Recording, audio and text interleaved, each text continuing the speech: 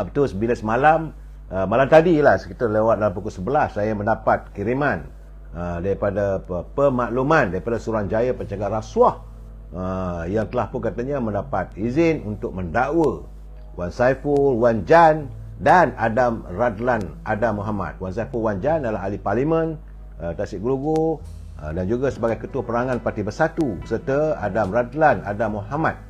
Ini beliau merupakan ketua bahagian segambut dalam Parti Bersatu. Jawab kerana berkaitan projek Jana Wibawa. Dan hari ini saudara, saya mohon kepada teman-teman yang mendengar, yang melihat ataupun yang melayari bicara saya malam ini, saya mohon satu saja saudara. Jangan kita menjatuhkan hukuman. Sebab saya lihat saudara, daripada zaman Datuk Najib, apabila Datuk Sri Zahid, daripada Tan Sri Syahrir, kita ni selalunya saudara, persepsi kita, bila sesiapa saja bawa ke mahkamah, terus kita jatuhkan hukuman bersalah. Ini yang selalu saya perjuangkan. Jangan kita menyalahkan ataupun meletakkan hukum. Sebab kita bukan orang yang pakar, yang tahu soal undang-undang. Biarkan mahkamah meneruskan pembicaraan. Saya minta supaya, macam saya pembicaraan Datuk Sri Zahid Hamidi, jangan kita mendahului mahkamah. Tunggu apa kata hakim. Tunggu apa kata pembicaraan itu. Barulah kita nak buat keputusan sama ada bersalah ataupun tidak. Kerana prinsip saya mudah saudara. No one is guilty unless proven by the court. Tidak ada sesiapa pun yang boleh dikatakan bersalah sehinggalah mahkamah menjatuhkan hukuman dia bersalah. Tapi saya harus bagi pencerahan. Pencerahan saya akan bagi saudara, tapi saya harap jangan kita mengambil keputusan memutuskan sesuatu yang di luar bidang kuasa kita saudara. Komen tak ada masalah. Jadi kita harus menyantuni politik yang berhemah saudara. Jangan kita letakkan persepsi yang bukan-bukan. Kerana hari ini saudara, Suruhanjaya Pencegah Rasuah telah pun mendakwa Ketua Penerangan Parti Bersatu Wan Saiful. Saat ini agensi Suruhanjaya Pencegah Rasuah itu sedang pun menyiasat kewangan Parti Bersatu yang dibekukan. Jadi ahli parlimen Tasik Glugur itu telah ditahan malam tadi dan pagi tadi telah pun dibawa ke mahkamah. Wan Saiful telah hadir ke Suruhanjaya Pencegah Rasuah semalam sekitar jam 8 malam, dan lepas itu ramai kawan-kawan kata tidak dapat dihubungi. Rupanya dia bermalam di Pejabat Suruhanjaya Pencegah Rasuah. Pagi tadi dihadapkan ke mahkamah. Sebab itu dalam perkembangan Menteri Jabatan Perdana Menteri saudara, Datuk Azalina Osman, dia kata Jana Wibawa melibatkan 56 projek yang telah dikeluarkan surat setuju terima dengan nilai keseluruhan projek tersebut adalah 6.3 bilion. Banyak saudara. 56 projek, 6.3 bilion. Walau bagaimanapun, kata terdapat beberapa senarai surat setuju terima yang telah dikeluarkan melibatkan ahli keluarga pemimpin utama parti-parti politik tertentu. Jadi saat ini saudara, SPRM belum lagi dapat mengenal pasti nilai sebenar projek tersebut. Itu waktu dia bercakap menjawab jawapan di parlimen. Kerana sebahagian daripada proses itu akan dilakukan, saudara. Dan pagi ini Wan Saiful dia tak mengaku dia bersalah. Bagaimanapun menurut saya tengok penjelasan Ketua Perangan UMNO, Saudara Syam Jalil, nampak dia keras sikit. Dia kata SPRM telah mengesahkan Tan Sri Muhyiddin adalah suspek dalam siasatan kes rasuah projek Dana Wibawa melibatkan dana kerajaan berjumlah lebih 5 bilion. Sebahagian daripada dana 92.5 bilion yang sedang disiasat. Mana bukan terhenti, siasatan masih berjalan saudara. Apabila Ketua Penerangan Wan Saiful dibawa ke muka pengadilan kerana katanya terlibat dalam kos kes rasuah projek Dana Wibawa. Menurut laporan, projek ini telah diberikan secara runding terus kepada kontraktor-kontraktor yang mesra kepada Parti Perikatan Nasional. Dalam laporan semua menyebut, dalam laporan yang SPRM dalam mahkamah menyebut bahawa kontraktor yang mendapat projek ini dakwa dari Saudara Syam Jalil telah memasukkan wang rasuah. Apakah mau dianggap sebagai sedekah? Kerana jumlahnya sampai ke peringkat 300 juta dalam akaun parti tersebut. Malahan kita dengarlah kemarin masih lagi tuduh menuduh apabila Tan Sri Muhyiddin dia kata Tengku Zafrul selaku Menteri Kewangan pada ketika itu yang meluluskan projek dan bukan beliau sebagai Perdana Menteri. Bagaimanapun Tengku Zafrul telah pun dipanggil oleh SPRM untuk memberi keterangan. Dan sekarang ni saudara, seandainya jika Tan Sri Muhyiddin memberi arahan, takkanlah Tengku Zafrul berani nak membantah. Itu keadaan saudara. Lebih saya tak mau cakap saudara. Jadi sekarang ni saudara, kita dengar sebutan kes. Bagi tuduhan pertama, ini yang agak menariknya saudara, sebab Jana Wibawa ni untuk membantu kontraktor Bumiputera. Itu matlamat asalnya saudara. Bagi pertuduhan pertama, Wan Saiful didakwa meminta suapan wang daripada Lian Tan Chuan, bukan Bumiputera, sebagai dorongan untuk membantu syarikat Nepturis dan Berhad mendapatkan projek Central Spine Road, sertik ke persimpangan Lebuh Raya Pantai Timur daripada kerajaan Malaysia secara prakelayakan, di mana jumlah keseluruhannya adalah 232 juta. Saya tengok begitu, terkejut juga saya. Dana Wibawa ni untuk kontraktor Bumiputera, tapi tiba-tiba nak minta duit daripada Lian Tan Chuan. Kenapa tiba-tiba muncul nama yang bukan Bumiputera? Ini persoalan. Saya tak mau tuduh saudara, sebab ini apa yang yang kita dengar di mahkamah. Jadi Wan Saiful juga dituduh menerima bagi dirinya satu suapan, itu wang sejumlah 6,662,694 ringgit 54 sen melalui akaun CIMB Bank milik syarikat WSA Advisory Group Sdn Bhd daripada akaun Maybank Islamic Berhad, itu milik syarikat Nepturis Sdn Bhd, sebagai upah membantu syarikat Nepturis mendapatkan surat setuju terima bagi projek tersebut. Jadi syarikat itu bukan syarikat Melayu, bukan syarikat Bumiputera saudara. Sementara itu Adam Radlan yang dikatakan sepupu ataupun keluarga terdekat dengan menantu Tan Sri Muhyiddin, dia pun juga tidak mengaku bersalah, kerana ahli perniagaan Adam Radlan, Adam Muhammad, dia mengaku tidak bersalah di Mahkamah Session hari ini atas dua pertuduhan.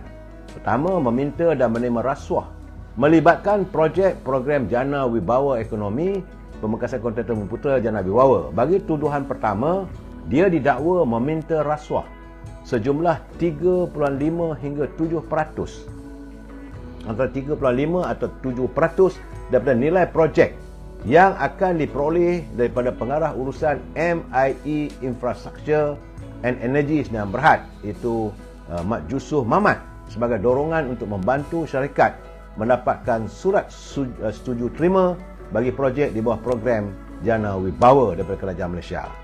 Pertuduhan dijalankan di bawah Seksyen 16A Akta Suruhanjaya Pencegahan Rasuah yang boleh membawa hukuman agak tinggi juga saudara. Jadi jika sabit kesalahan, dia boleh dipenjarakan selama tempoh tidak melebihi 20 tahun dan denda tidak kurang daripada 5 kali ganda jumlah ataupun nilai suapan. Bagi tuduhan kedua, dia dituduh menerima rasuah wang tunai sejumlah 500,000 ke dalam akaun CIMB Bank Berhad miliknya daripada pengarah urusan syarikat MIE Infrastructure dan Energy Berhad. Jadi Mat Yusof Mamat sebagai upah membantu syarikat itu mendapatkan surat setuju terima bagi projek membina jalan Sungai Adam ke Kampung Banat di Perlis daripada kerajaan Malaysia secara rundingan terus yang jumlah keseluruhannya bernilai 47,800,000. Dia didakwa di bawah Seksyen 16A, sama juga macam mana didakwa pada Wan Saiful. Jadi jika sabit kesalahan pun sama juga, dan akhirnya hari ini Adlan dibenarkan ikat jamin sejumlah RM120,000 serta pasport antarabangsanya diserahkan kepada mahkamah dan dia diminta melapor diri di SPRM setiap bulan. Dan kesnya akan disebut pada 23 Mac yang akan datang saudara. Persoalannya saudara, apa sebenarnya Jana Wibawa? Sebut Jana Wibawa, kadang-kadang orang tak tahu. Saya ingin menjelaskan saya, kerana apa yang disiasat sejak daripada 9 Disember lalu, Suruhanjaya Pencegahan Rasuah telah pun menerima butiran berhubung pecahan dana pakej rancangan ekonomi yang dibelanjakan kerajaan pada 2020 dan 2021 berhubung pengurusan COVID-19. Asalnya daripada Kementerian Kewangan. Kemudian SPRM dalam kenyataannya mengatakan fokus siasatannya kini adalah terarah kepada 92.5 bilion membabitkan dana kerajaan daripada nilai dakwaan penyelewengan wang perbelanjaan negara yang dianggarkan hampir 600 bilion. Antaranya berkait program Jana Ekonomi Pemerkasaan Kontraktor Bumiputera Berwibawa ataupun Jana Wibawa. Itu yang saya hairan, bagaimana ada pula bukan Melayu yang mendapat surat setuju terima pula. Ini persoalan saya. Jadi susulan siasatan itu, beberapa kontraktor telah pun mengaku membayar komisen dengan wang berkenaan yang akan dimasukkan ke dalam akaun sebuah parti politik, kononnya untuk tujuan pembiayaan politik. Jadi, saudara, apa wang jana bila itu? Ia dilaksanakan semasa pandemik COVID-19. Kesinambungan kepada program pembangunan kontraktor binaan Bumiputera. Yang dimulakan pada tahun 1993. Memang dulu kerajaan 1993 kerajaan mewujudkan program pembangunan kontraktor binaan Bumiputera Berwibawa. Kemudian program khusus pembangunan kontraktor Bumiputera Tulen, di mana ahli dan lembaga pengarahnya, pemegang saham dan sebagainya adalah 100% Bumiputera. Tak boleh orang bukan Melayu ada ke situ. Jadi pelaksanaannya telah pun diluluskan oleh Jemaah Menteri pada 13 November 2020 bertujuan untuk mempercepatkan pelaksanaan projek kerajaan serta meningkatkan kapasiti kontraktor Bumiputera dalam industri pembinaan. Ia juga sebahagian daripada usaha mencapai matlamat memperkukuhkan komuniti ekonomi Bumiputera. Itu matlamat Jana Wibawa saya. Bagi mengenal pasti syarikat yang layak untuk menyertai program ini, penilaian dilaksanakan berdasarkan dua fasa. Fasa pertama, ini di peringkat MOF, Menteri Kewangan, yang akan memastikan kesemua kriteria dipenuhi oleh calon-calon kontraktor Bumiputera, termasuklah kontraktor grade G7 dengan penarafan skor CIDB sekurang-kurangnya 3 bintang. Dan mereka harus mempunyai rekod yang baik dan berkeupayaan dari segi teknikal dan kewangan. Mereka juga tidak boleh melakukan subkon ataupun memberi kontrak pada orang lain untuk melaksanakannya. Fasa kedua, kontraktor yang layak yang telah disenaraikan pendek ini akan dimaklumkan kepada agensi pelaksana seperti Jabatan Kerja Raya, KPLB, Kementerian Pembangunan Luar Bandar dan JPS bagi tujuan untuk pelawaan. Pelawaan mana secara tanda terbuka untuk mengumpulkan bidaan projek. Syarikat yang dipelawa akan bersaing, bukan boleh runding terus untuk mengumpulkan tawaran terbaik yang akan dipertimbangkan oleh pihak berkuasa yang meluluskan perolehan kerajaan. Jika dapati layak, syarikat akan dilantik oleh agensi pelaksanaan. Kesemua proses di peringkat MOF di fasa pertama seharusnya dilaksanakan secara telus dan terbuka. Penilaian fasa pertama oleh MOF adalah berdasarkan 3 peringkat. Peringkat pertama, penilaian syarikat. Kemudian peringkat kedua, memastikan syarikat milik keupayaan kewangan. Peringkat ketiga, bertujuan untuk mengukur keupayaan teknikal. Dan mesti 100% Bumiputera. Sebab itu saya terkejut tadi apabila di mahkamah disebut Wan Saipul untuk mendapatkan siapa? Lian Tian apa tadi? Bukan Melayu, untuk mendapat surat setuju terima. Itu keadaannya saudara. Saya rasa itulah puncanya di mana Suruhanjaya Pencegahan Rasuah sudah pun nampak. Tapi tak tahulah, terpulang. Kita tak mau sebut apa, biarlah mahkamah menentukan. Perdana Menteri yang ke-10 ni akan cuba untuk menangani derita rakyat saudara. Sebab ini tentangnya sebab antara usahanya adalah untuk membawa balik masuk wang-wang yang selama ini berada di luar negara.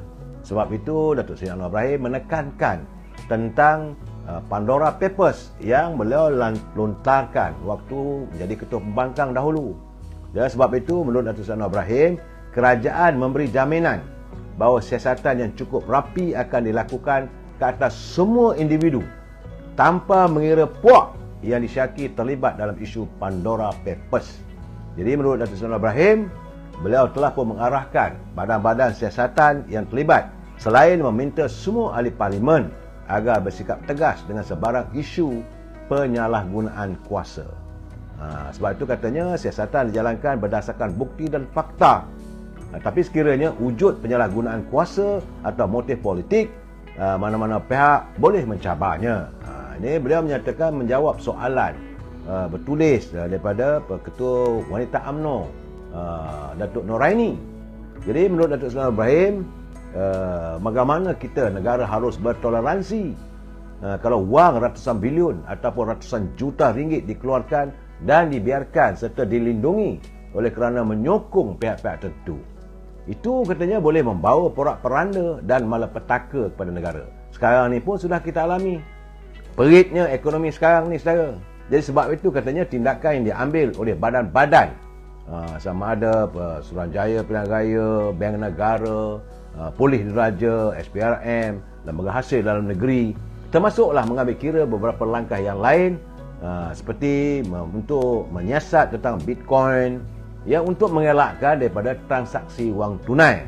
Selain itu, beberapa langkah seperti digital currency yang memerlukan kecanggihan di pihak Polis Diraja Malaysia dan Bank Negara Malaysia umpamanya harus dipertingkatkan usaha program keselamatan security. Itu beliau menjawab soalan daripada Datuk Noraini, saudara.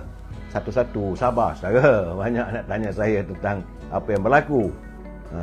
Sebab itu menurut Datuk Seri Ibrahim, amalan menyeleweng wang atas alatan membantu kononnya, membantu syarikat Bumiputera perlu dihentikan. Jangan berdalihlah atas nama Bumiputera, saudara. Saudara? Dan itu isu Pandora Paper. Kalaulah Pandora Paper ini dapat disiasat secara tuntas dan wang yang berada di Pulau Cayman, di luar negara itu dapat dibawa pulang ke negara kita, tentulah akan mengukuhkan ekonomi kita kembali, saudara. Umpama badan kita, saudara, darah dah keluar banyak sangat.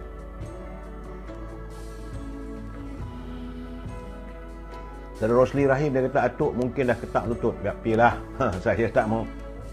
Saudara jangan mengajak saya atau mengundang saya untuk berpolemik dalam isu-isu yang kadang-kadang masih lagi dalam siasatan. Ya, saudara?